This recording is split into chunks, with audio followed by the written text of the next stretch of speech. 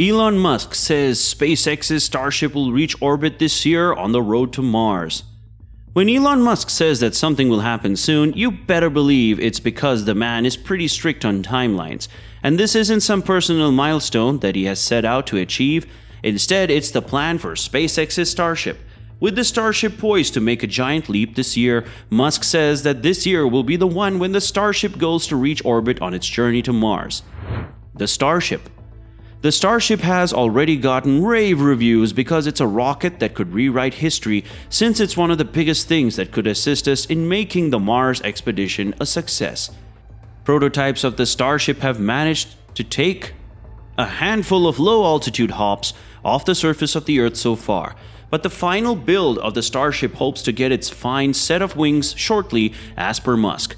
I feel at this point highly confident that we'll get to orbit this year. Musk said Thursday night, February the 10th, during a live-streamed Starship update from Starbase, SpaceX's facility in South Texas near the Gulf Coast hamlet of Boca Chica Village. As we said, when Musk promises something, he makes it happen, so there shouldn't be any doubt in the minds of people who are involved in this launch. The Starship is being developed by Tesla to take people and cargo to the moon, plus other destinations in outer space. The Starship will be composed of two elements, a first-stage booster, which will be known as Super Heavy, and the upper-stage spacecraft, which will be called the Starship, which will be the significant component of the complete rocket.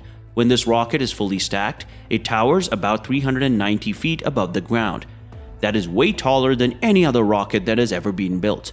The previous record holder in this regard was NASA's Saturn V moon rocket, which stood 111 meters tall. When Musk was giving further details on the Starship, he also added that the thrust of the Starship is going to be 2 times greater than that of the Saturn V. Speaking of launch details of the Starship, it is expected to take off soon, with some final adjustments being made to finalize the launch. The Starship will launch at the Starbase Kennedy Space Center along with 2 other offshore launch platforms. It will be launched upright with the Raptor engines in place.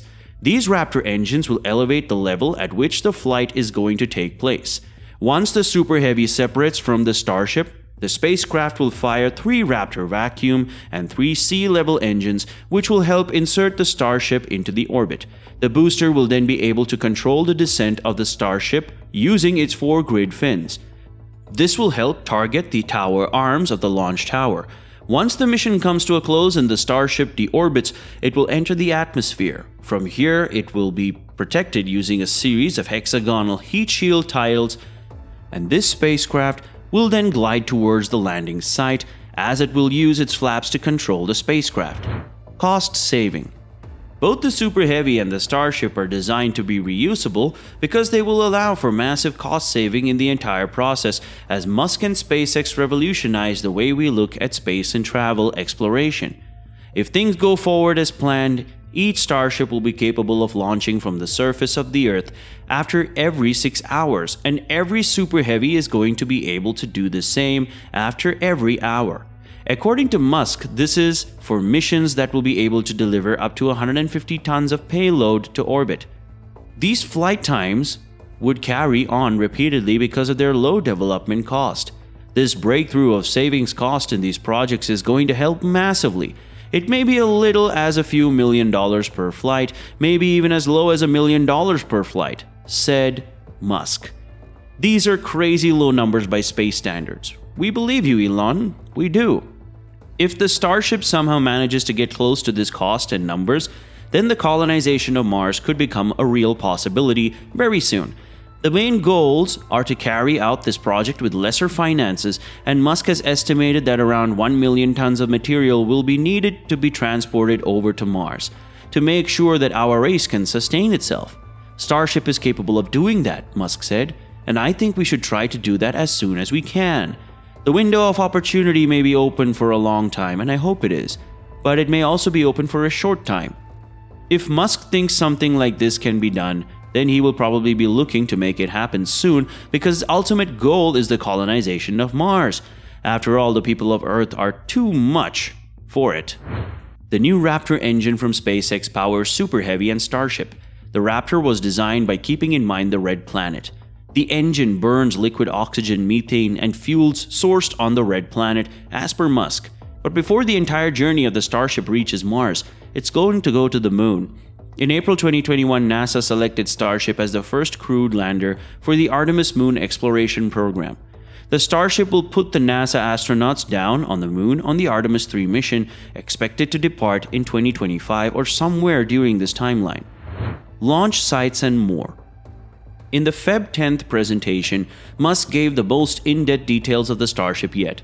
Before this, he gave details on his rocket back in 2019.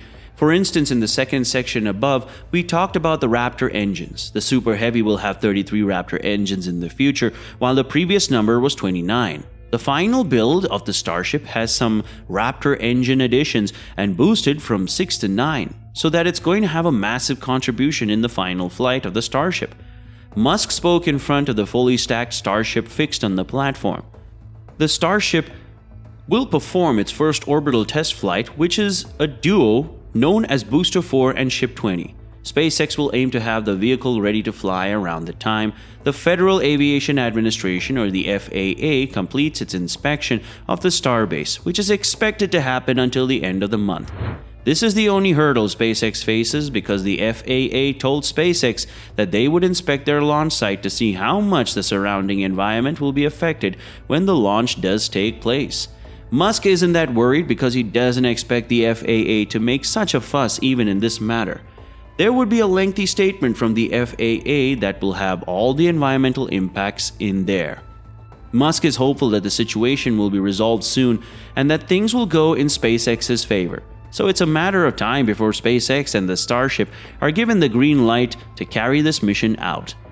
If there's a delay from the current launch site, the Starbase, then SpaceX will have a launch from Cape Canaveral. So I guess our worst case scenario is that we would, be delayed for 6 to 8 months to build up the Cape launch tower and launch from there, he said, referring to Florida's Cape Canaveral. The Starbase and the Kennedy Space Center won't be the only launch sites for the Starship. 2 ex-oil rigs will be made into launch platforms known as Phobos and Deimos, named after the 2 moons of Mars. This company will have a full launch capability in one of the platforms as well as the Starbase and KSC by the end of this year. The starting few orbital flights of Starship may not entirely as they've been planned because Musk does expect a few crashes to take place here and there. We'll probably lose a few vehicles along the way. With Falcon 9, I think it took us a total of 14 to 15 attempts to land the final booster successfully, he said, referring to SpaceX's workhorse Falcon 9 rocket, which has aced nearly 100 booster landings to date. I don't think it'll take us that many with Starship because we have that experience, he said, but it's certainly not a thing that'll work the first time. The founder of the Boring Company is hopeful that the mission will kick off soon, but he also has a mind that the things aren't going to go entirely according to plan, so he probably has a few contingency plans in place. With that being said, we can't wait for the Starship's historical launch to Mars.